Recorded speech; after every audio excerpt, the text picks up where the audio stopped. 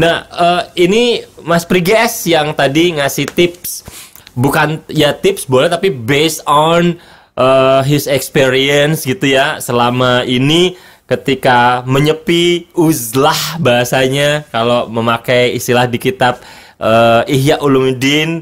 Dan ada satu ayat yang tadi udah di-share dan itu bisa menjadi kita pakai sebagai penguat kita tawar-menawar dengan pandemi corona ini. Walaupun tadi waktu break Mas Pri sempat bilang bahwa memang harus ada jerih payah ya untuk kita bisa mendapatkan kesan yang kuat gitu. Tapi semoga kita minta wasilahnya Mas Pri ya, walaupun kita tidak ikut susah payah bisa mendapatkan kesan dari itu. Bertanya itu sendiri sebuah kesusah payahan.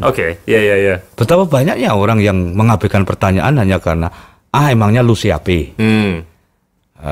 Di sebuah seminar ditonton orang ketika bertanya itu tidak membuat orang nyaman, sehingga memilih mereka tidak bertanya apapun. Iya benar-benar. Ya, jadi siapa yang mau pasang badan, dan kadang-kadang mereka bertanya itu bukan mereka tidak punya jawabannya. Jadi mereka kadang-kadang hanya mengorbankan dirinya agar majelis itu tidak mempermalukan pembicara, kira-kira gitulah.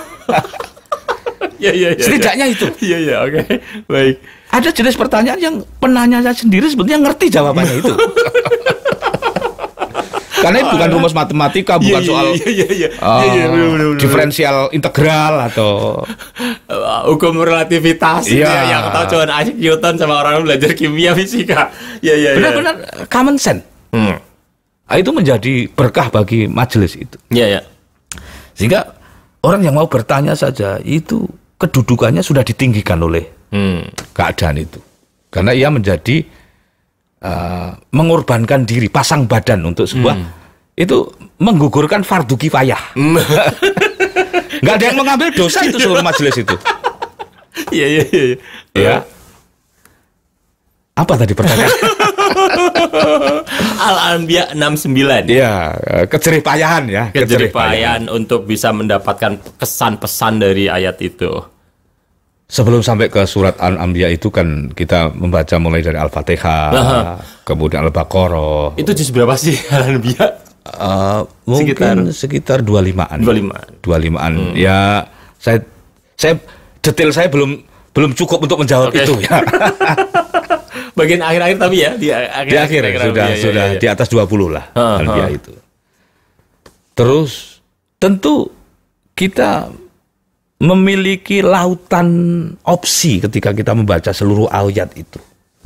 Tidak hanya ayat ini atau ayat itu. Tetapi karena kita itu pribadi khusus, tiba-tiba ketemu ayat ini dalam konteks semacam ini, itu kok kita banget itu.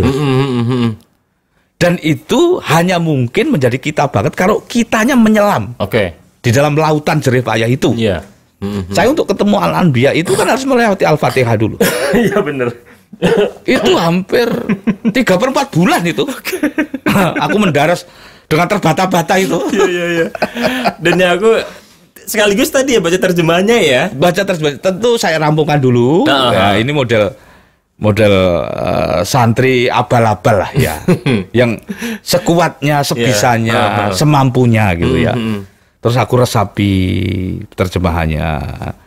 Aku konversi, kadang-kadang Arabnya ini artinya ini. Ini. Nah, itu kayak aku menyelam di seluruh lautan-lautan statement Allah itu. Itu rasa penyelaman yang belum pernah aku rasakan sebelumnya. Sebelum sampai ke Al-Anbiya 69 ini. Karena tadi kontekstual banget. Iya. Klik banget ya. Ini klik. Itu klok. Itu kluk. Loh, kapan aku diganjar excitement semacam ini? Kalau ini tidak diturunkan dalam konteks rasa berterima kasih tadi itu. Memang agak hati-hati kita langsung berterima kasih kepada kepedihan itu. Itu pekerjaan orang-orang khusus ya. Iya. Tapi kita ini boleh setahap-setahap meniru kekhususan orang-orang itu. Sehingga benar-benar ketemu nanti substansi apa yang ternyata wajib kita terima kasih atasnya itu. Iya, iya, iya. Atau kalau belum bisa mendapatkan hal yang betul-betul dalam, paling enggak pelarian diri yang bagus lah gitu kan, instead of daripada kita dengan kesusahan makin susah apa gitu, dibikin ini bagus nih gitu. Sekarang siapa yang bisa memerintahkanku misalnya untuk mendaraskan Al-Quran seinten itu? Istri bisa aku bantah. Iya. Anak-anak bisa aku ajak debat. COVID-19. Maka kalau ia disebut tentara Allah itu di dalam konteks yang luas, benar. Iya. Tujuannya kan multitasking gitu. Iya. Kepada PRIGS yang kerjaannya sok berpetuah-petuah itu, kirim aja ketakutan ini. Menggigil. Aku suatu hari ketika saya katakan kepada Mas Doni itu, di jam-jam itu aku peka terhadap rasa itu. Aku bisa menangis bermenit-menit di jam itu. Di satu edisi ya. Sendirian di teras. Itu antara ngeri, duka, tapi juga indah. Ngeri, duka, indah. Indah. Menangis. Dan aku dengan keikhlasan yang belum pernah aku rasakan sebelumnya kepada tangis itu semesra itu.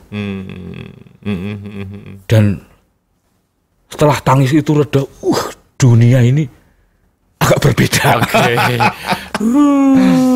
Ya. Siapa yang menjadi penyebab utama?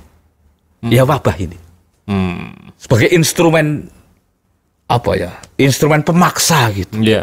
Lalu setelah tangis reda, melihat istri indah sekali. Melihat anak-anak mesra sekali. Keinginan memeluk di rumah kan masih dibolehkan karena pandeminya terlokalize itu. Kebutuhanku itu Mas Doni, aku sedih sekali. Kebutuhanku kalau tidur itu kan memegang tangan istriku. Lah di physical distancing begini ada rasa, aduh ini, aku nekat aja. Karena bagaimana aku sebulan kuat tidak memegang tangan istri ketika tidur. Karena itu kayak aku anak-anak yang di dalam proteksi seorang ibu. Kita kan memiliki itu naluri itu kepada istri itu. Coba sampean meriang aja istri arisan 2 hari gitu. Tahu aja. Aku tuh paling kerasa banget kalau aku lagi masuk angin ya dikerii gitu kan. Ambiar sampean kalau istri. Itu adalah naluri kekanakan kita. Di depan istri sebagai seorang anak dan kepada ibunya. Loh di masa ini kan berat sekali. Iya betul. Selain melindungi diri saya sendiri juga ada keinginan melindungi istri. Tapi malam itu gelisah. Begitu aku nekat saja. Ternyata istriku itu juga menantikan itu. Aduh. Baik, berarti Mas Pri dengan proses uzlah yang dilakukan, mendapatkan hal-hal itu aku bilang luar biasa banget loh. Itu alhamdulillah banget loh kalau misalnya aku bisa mendapat itu ya.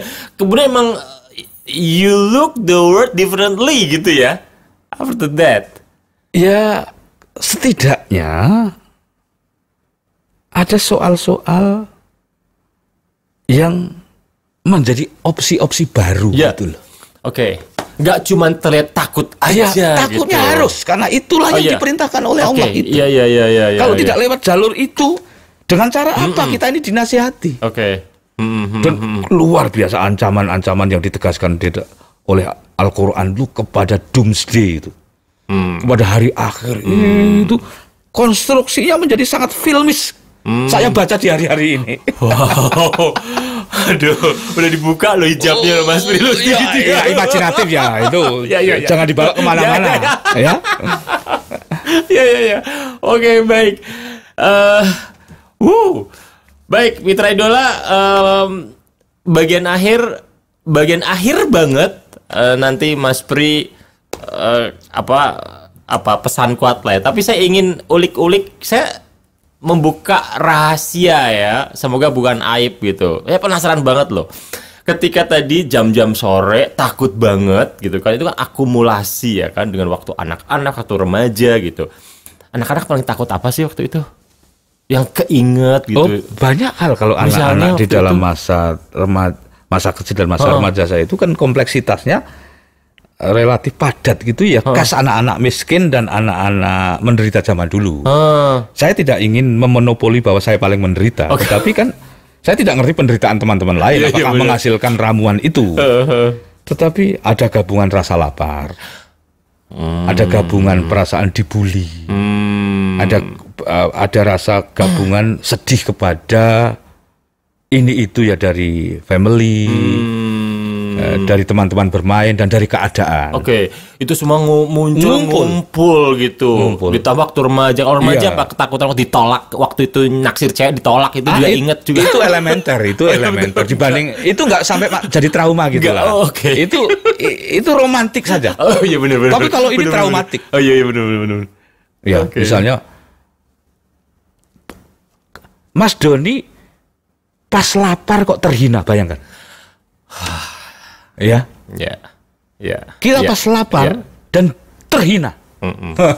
Nggak terlupakan rasa Nggak itu. terlupakan. Dan waktu kemarin muncul Iya. itu. Dan nggak ada obatnya. Nggak. Waktu itu belum ketemu obatnya. Oke.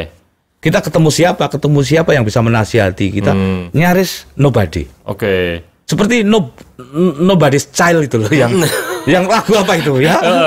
No, I'm nobody's child. Ya, itu persis. Itu perasaan ada banyak orang yang memungut ke panti asuhan dia. Ternyata begitu ketemu dia selalu dilewati karena blind. Iya. Karena tuna pandangan. Itu rasa itu. Oke. Terus setelah fase itu dilalui ya sekarang ini agak bisa ngehil rasa-rasa traumatik waktu anak-anak dulu gitu. Ya, Ketika melihat itu lagi sekarang udah nggak sesakit dulu gitu maksudnya. oh, begini, itu ternyata menjadi tambahan keberkahan di hari-hari ini. Jadi misalnya saya dianugerahi ketakutan di hari ini, terus punya trauma itu, indah sekali jadinya. Oke, I see. Jadi ketakutan tapi dalam nuansa yang indah ya. Coba aku nggak punya trauma, aku rasa takutku tidak seartistik itu. Oke. Berwujud dalam tangis, lalu mencintai keluarga lebih dalam, menatap anak-anak secara lebih spiritual. Alright. Baik. Mas Priges ke Mitra Idola.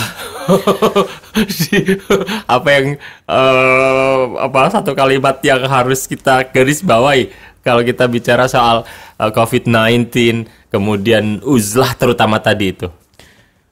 Saya tidak usah menyingkat statement. Karena seluruh siaran kita dari awal dan akhir ini seluruhnya berisi statement yang sayang kalau itu nggak didengerin gitu. Itu baru Priges, baiklah.